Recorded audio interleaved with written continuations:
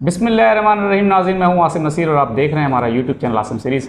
नाज़रीन, मेरे साथ मौजूद है मिर्ज़ा हाजी हसन बेग साहब, जो कि एक अजीम रूहानी शख्सियत हैं। मिर्ज़ा साहब का नंबर हमारी स्क्रीन पर मौजूद है, अगर आपको रब्ता करना है तो नीचे दिए गए नंबर पर रब्ता कर सकते हैं। इसके अलावा जिसने अभी तक हमारे चैनल को सब्सक्राइब नहीं किया तो बराए मेहरबानी हमारे चैनल को सब्सक्राइब भी कर दें। अस्सलाम वालेकुम सर। वालेकुम सलाम जनाब, क्या हाल है जी? खैरियत, ठीक हो? अल्लाह करम। बाबा जी आप सुनाएं, कैसी तबीयत? शुक्र अल्हम्दुलिल्लाह रब्बिल आलमीन, शुक्र अल्हम्दुलिल्लाह रब्बिल आलमीन। बेटा अल्लाह की दर पे शुक्र अल्लाह। बाबा जी तो ये जो है ये कहते थे, तीनों या चारों जो भी हैं सब कहते थे कि हम इमरान खान को बाहर नहीं जाने देंगे और उनको भागने नहीं देंगे। खान साहब तो यहीं पर हैं और वो सब भी कहते थे कि मैं बाहर नहीं जाऊंगा। वो आज भी हैं और जेल में, जबकि ये सब हुकूमत में करके वापस भाग गए लंदन और आसिफ साहब दुबई चले गए। भाई वो तो खैर आसिफ जरदारी साहब तो आ जाएगा। ये मैं बताता हूँ आपको, चाहे वो 100 दफ़ा जाए 100 दफ़ा आए। बिल्कुल ठीक है। आसिफ जरदारी भी भागेगा नहीं, तो यहीं रहेंगे। ठीक है, उसने गलत काम तो किया है, उसको पता है कि मैंने गलत काम किया है, ऐसी बात नहीं। वो इस चीज़ को महसूस, बहुत समझदार आदमी है वो, कोई वैसे इनकी तरह बेवकूफ़ नहीं है। गलतियाँ हो गई उनसे। अगर वो इन जैसा बेवकूफ़ होता और इनको थोड़ी सी उस जैसी अकल होती तो वो कभी भी इसके कहने से हुकूमत में ना आते। बिल्कुल सही बात है। तो सर ये सब भाग गए, हुकूमत करके अपने केसेस ख़त्म करा के भाग गए। खान साहब तो इस मुल्क में और ये सब भाग गए लंदन। ये क्या हुकूमत करने के लिए सर पाकिस्तान आते हैं और जब हुकूमत से फारिग होते हैं तो लंदन चले जाते हैं? अब ऐसा नहीं होगा, अब आवाम को पता लग गया है। अब जब जाएंगे तो जाएंगे ही जाएंगे, फिर आएंगे नहीं। इसाक डार साहब फिर चले गए सर। इसाक डार साहब आए थे, अपना ख़जाना खाली किया, दोबारा डॉलर को कहीं से कहीं पहुंचाया और वापस लंदन। अब दोबारा इनको आने का कभी ज़िंदगी में मौका नहीं मिलेगा, आवाम मार देगी इनको। आवाम के अंदर आके दिखाएं मेरे को, तो मैं तो इतनी बात जानता हूँ। वो ये बात तो है कि नवाज शरीफ साहब सिर्फ डेट पे डेट दे रहे हैं, तारीख पर तारीख आ रही है, लेकिन पाकिस्तान नहीं, वो तो तारीखें देता रहे, उसकी तारीखें देना बनता भी है यार, ऐसी कोई बात नहीं। देखो, किसी बंदे की उम्मीद के ऊपर मार्शल लॉ नहीं लगाना चाहिए, ठीक है नहीं बात जी? ये बात मार्शल लॉ आवाम के ऊपर लगाना चाहिए, आवाम की सोच पे नहीं लगाना चाहिए। अच्छा बाबा जी, अभी खान साहब की जो बहनें हैं उनसे मुलाकात हुई, वो बाहर आईं, उन्होंने बताया कि वो जो है वहाँ पर कुरान शरीफ भी दोबारा से पढ़ रहे हैं, किताबें पढ़ रहे हैं, और उन्होंने कह दिया कि वो बड़े मुतमईन हैं कि बाहर जाके बता दो कौम को, आवाम को कि मुझे कोई तकलीफ़ नहीं, मुझे आदत हो गई है, मैं सालों जेल में रह लूँगा इस कौम की खातिर, लेकिन कभी भी झुकूँगा नहीं और डरूँगा नहीं और इनकी जो शराइत है उनको मानूँगा नहीं। देखिए, ये लफ्ज़ तो किसी भी लीडर को नहीं कहना, कभी झुकूंगा नहीं। झुकना खुदा के आगे है, खुदा के आगे तो नहीं। ये कहो कि हरामजादों के आगे नहीं झुकूंगा, मतलब यही मतलब है करप्ट। नहीं, यही मतलब नहीं कहे कि मैं हरामजादों के आगे नहीं झुकूंगा, मैं खुदा के आगे सारी ज़िंदगी सजदे में पड़ा रहूंगा। बिल्कुल ठीक है। तो ये जो है खान साहब का, जो लोग कहते थे कि वो एसी की आदत है, वो एसी के बगैर रह नहीं सकते जेल में, उन्होंने तो दिखा दिया रह के। यार बात यह है कि मेरे को अल्लाह ने एसी दिया हुआ, लेकिन मैं एसी में नहीं बैठ सकता हूँ, ठीक है नहीं बात जी?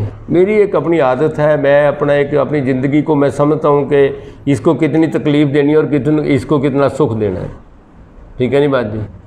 तो खान साहब का तवक्कल जब अल्लाह के ऊपर है तो फिर इंशाल्लाह वो उन्होंने चाहे जेल से रखण, चाहे घर रखण, चाहे जिथे मर्जी रखण, वो आवाम के दिलों में है।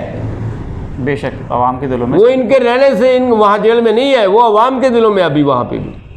बिल्कुल ये बात तो दुरुस्त है, आवाम के दिलों में है सर। और इसको ये सारे जानते हैं, बिल्कुल जितने हुक्मरान हैं, चाहे डिक्टेटर हैं चाहे गैर डिक्टेटर हैं, वो सारे जानते हैं कि हकीकत में क्या है। लेकिन वो बात ये है कि ये कुछ भी कर ले, आखिरकार हक दा हक होना है, सच दा सच होना है, चाहे जो मर्जी कर लेंगे, ये बात याद रखो। अच्छा, वैसे आप क्या समझते हैं? इमरान खान साहब ने एक स्टेटमेंट और दिया, उनके वकला ने बाहर आके कहा है कि वो कह रहे हैं कि मैं ना अगर जेल में हूँ तो कोई बात नहीं, ये पूरा मुल्क इस वक्त जेल बना हुआ है। हाँ बिल्कुल। और मैं अगर जेल में हूँ तो क्या हुआ, बाहर वाले भी तो जेल में हैं। हाँ। तो आप समझते हैं ये पूरा मुल्क इस वक्त जेल बना हुआ है? बिल्कुल, पूरा मुल्क इस टाइम, भाई मैंने बताया ना कि वो आवाम सारी इमरान खान के साथ है, जो बाहर बैठी है चुप करके एक साइड पे। अच्छा, तो अच्छा उसके अलावा ये वो सिर्फ इमरान खान की वजह से बैठी है कि उसको तकलीफ ना कोई हो। दूसरा बाबा जी एक चीज़ और बता दें कि खान साहब की जान को ख़तरे का बार बार कहा जा रहा है। नहीं, अब कोई ख़तरे वाली बात नहीं है, वो जो इन्होंने कुछ दिया था और उसको उल्टी हो गई थी और वो इंशाल्लाह ठीक है, कोई ऐसी बात नहीं। अच्छा हाँ।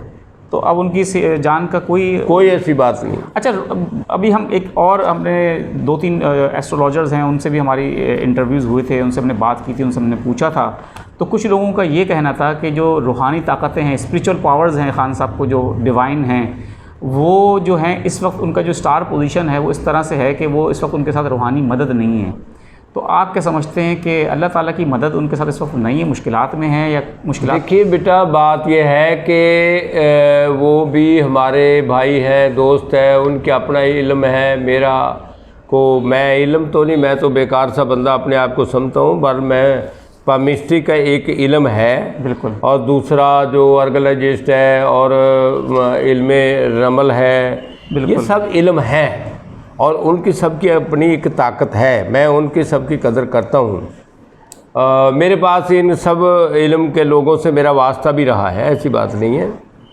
तो लेकिन जो है ना, स्टार हमेशा तब्दील होते रहते हैं। बिल्कुल सही बात है। लेकिन दुआ जो है ना तब्दीली लेकर आती है, दुआ तब्दील नहीं होती है। बिल्कुल सही बात है, पहाड़ तक हिल जाते हैं दुआओं से। तो पहाड़ हिलना क्या है, पूरी कायनात को चाहे तो 1 सेकंड में तहस नहस कर दो और पूरी कायनात को चाहे तो 1 मिनट में सब्ज गुलो गुलजार बना दे। बेशक बेशक। ठीक है नहीं बात? बेशक बेशक।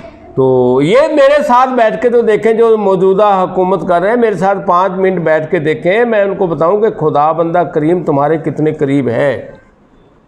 बिल्कुल। ठीक है नहीं? और तुम कितने बेखबर लोग हो। बिल्कुल। ठीक है नहीं बात? बिल्कुल। मेरा ताल्लुक इमरान खान से किसी से नहीं है। मैं तो तुम्हारे सामने मैं समझता हूँ कि लीडर तो मैं बेहतरीन जरदारी को समझता हूँ। बिल्कुल सही है। ठीक है नहीं बात जी?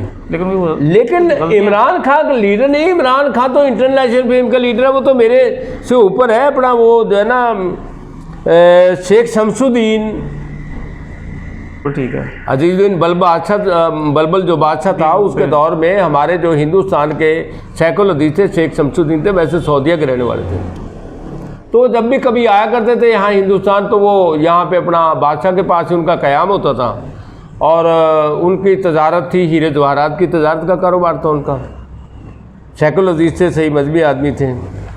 तो रुकमुद्दीन काजी ने जो है ना बू अली शाह कलंदर के ख़िलाफ़ 3 फतवे अजीजुद्दीन बलबल को भेजे कि बू अली शाह कलंदर जो है ना वाजिबुल कत्ल है। अच्छा। इसलिए कि वो कुतुबुद्दीन बख्तियार काकई के दरस से पढ़ा हुआ आलम है और उसने अपने लबों के बाल ठीक नहीं किए, सेट नहीं किए। अच्छा।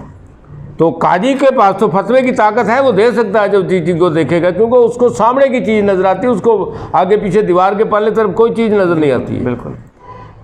तो जिस दिन बादशाह को तीसरा फतवा मिला अजीजुद्दीन बलबल को, अजीजुद्दीन बलबल जो है ना बहुत परेशान था कि मैं अब इसको काजी को क्या जवाब दूंगा, क्योंकि काजी जो है ना हुकूमत का बादशाह का तख्ता भी पलट सकता था। बिल्कुल। तो उसी दिन इत्तेफाक से शेख साहब जो है ना सऊदीया से आए और वो जैसे ही दरबार में आए तो अजीजुद्दीन बलबल मिले। उन्होंने कहा, शेख साहब आपके आने से आज मेरी एक बहुत बड़ी मुश्किल हल हो गई है। उसने कही वो क्या? उसने कहा जी ये काजी साहब ने तीसरा फतवा आज उसका आया, उसने कहा कि वाजिबुल कत्ल है अपना शरफुद्दीन बू अली शाह कलंदर, और मैं किसी के साथ ऐसा काम नहीं कर सकता हूँ। मैं डरता हूँ इस बात से कि कहीं मेरे से कोई गलत काम ना हो जाए, तो लिहाजा आप आगे अब आप इस चीज़ को देखो। उन्होंने कहा जो मेरे को पकड़ाओ ये फतवे, उन्होंने 3 फतवे पढ़े और पढ़ के वो अपने पास रख लिए।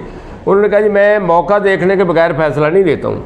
बिल्कुल ठीक है। हालांकि काजी सैकुल हदीस के अंडर होते हैं। बिल्कुल बिल्कुल।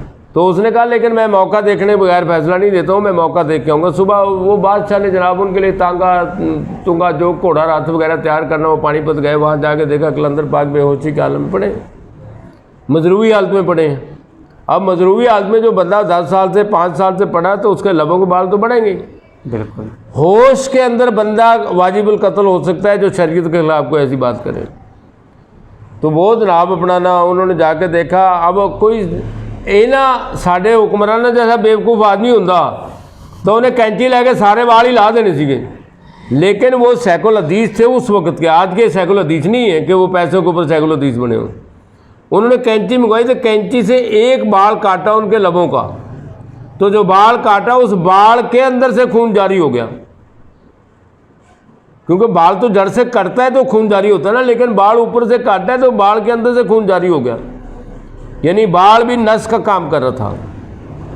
तो सैकुल हदीस साहब ने वहीं कैंची फेंक दी। उसने कैंची ले जाओ, और तीनों के 3 फतवे बिल्कुल बरीक बरीक काट के तोड़ के उनको फाड़ के ना बिल्कुल बरीक बरीक, और उसी लिफाफे के अंदर पैक करके रुकमुद्दीन काजी को भेजा कि रुकमुद्दीन काजी मैं सैकुल हदीस शेख शमसुद्दीन ये 7 खत लिख के आपको आपके तीनों के 3 फतवों के साथ रसाल कर रहा हूँ कि मैं फैसला अपने लेवल से नीचे की चीज़ का देता हूँ, जो मेरे लेवल से ऊपर की चीज़ होती है उसका मैं फैसला नहीं देता हूँ। तो कलंदर पाक जो है ना मेरे लेवल से ऊपर के लोग हैं, मैं उनके बारे में क्या फ़ैसला दे सकता हूँ। लिहाजा मैंने देख लिया कि तेरे फतवे मैं फाड़ के तेरे को रसाल कर रहा हूँ, और आइंदा कभी ऐसी ज़रूरत ना करना किसी दरवेश के ख़िलाफ़ कोई बात करनी। तो बात यह है कि अगर ये मेरे पास बैठे तो मैं इनको बताऊँ कि कलंदर क्या होते हैं, औलिया पीर पैगंबर क्या होते हैं, गाजी कलंदर क्या होते हैं, मैं इनको बताऊँ जिनकी वजह से मुल्क बचा हुआ है। इन हरामजादों को इस बात का क्या पता है, अल्लाह इनको नेकी की हिदायत दे, कि 65 की जंग के अंदर इंडिया के किसी पायलट ने जाके वहाँ कहा कि हम पाकिस्तान के साथ जंग नहीं जीत सकते हैं, क्योंकि मैंने खुद जब रोड़ी और शक्कर के पुल के ऊपर जब बम फेंका है तो वहाँ एक सफ़ेद लिबास पोस्ट खड़ा था पुल के ऊपर, उसने बम को जो मैंने जहाज़ से फेंका है तो उसने उसको हाथ से पकड़ के पानी के अंदर डाल दिया।